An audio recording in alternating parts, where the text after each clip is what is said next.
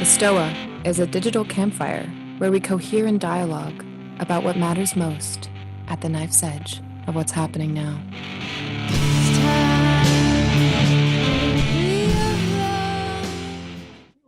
Wow, this is a lot, which is great. It's good to be put into a zone of proximal development by this conversation. Um, so I suppose where I would start about the energy thing is to point back towards virtue. Virtue originally meant a power. That's why we still say you do this in virtue of this, and a power is a structure of conditions and constraints. It's not an action. And so I think what you can see in biology, even in your own biology, you can see that how systems are adaptive, how they're self-corrective, is they have opponent processing. Your sympathetic nervous system is biased and always interpreting things as you should increase your level of arousal. Your parasympathetic system is biased and saying you should always decrease your level of arousal, and they're like this. And neither one has the answer. And what they're doing is, by opponent processing, they're constantly dynamically restructuring your level of arousal in trying to keep in sync with a constantly changing environment. Now, I think at the political level, we've replaced the idea of democracy as opponent processing, where my best chance of self-correcting is for you to challenge me with adversarial zero-sum game. My best chance for winning and getting the power I want is to destroy you, to debunk you, to demolish you. And social media is really pushing that. And what I think that what we lose, right, is we've lost, I think, one of the most fundamental opponent processing, which is that we're both individuals and we have individual cognition and we belong to distributed cognition. I like the way Tillich talks about this. He talks about how we're constantly pulled between individuation and participation. And he kept warning, and he's the first non-Jewish academic to be turfed out by and persecuted by the Nazis. He kept warning anybody who offered you a resolution of that and said, and I mean this term I'm now going to use, here's the final solution to the individuation participation problem. Here's how we can finally resolve that. We can either dissolve into the collective will, or we can become atomic individualism.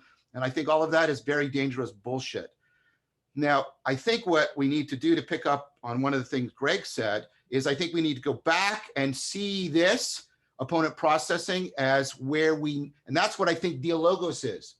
Dialogos is where you try to practice the opponent processing between individuation and participation, individual cognition and distributed cognition, so we can get the practice and the taste for what virtuous self-correction through and with each other actually is.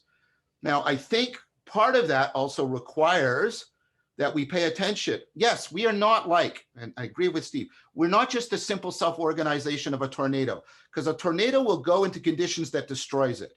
We're autopoietic. We are self-organizing to seek out the conditions that will maintain our existence. And so we do have that. How is it relevant to me? How is it relevant to me? How is it relevant to me? But there's a difference for us. We are all born and depend on agape. We depend on the fact that we also ask the question, and we had parents who took seriously the question, not how is this kid relevant to me, but how am I relevant to this kid? How am I relevant to the conditions that will make this kid turn into a moral agent who can pursue long-term goals of meaning and happiness? And that's agape. And agape is the thing we need in order to bring back, right, to counterbalance, right, help us to get the sense of we need a sacred that both homes us and makes us, a home is how things are relevant to you and you're safe and you're secure and you're well fed, but it also should take us to the horizon of the horror. And that's what Otto argued. The sacred is both the home and the horizon of the horror, because the horizon of the horror is where you have, and that's what beauty is too. Rilke said, beauty is the terror that just doesn't kill us, right? The horizon of the horror is when we are really open to this question. And this is the Socratic Platonic question. How am I relevant to that? How do I matter to that? And I think that's what, and I would say the virtue that's missing from us is the virtue of reverence, which is the virtue of how we expose ourselves to awe and open ourselves up and afford real agape. So that's how I would answer that. I gotta say this,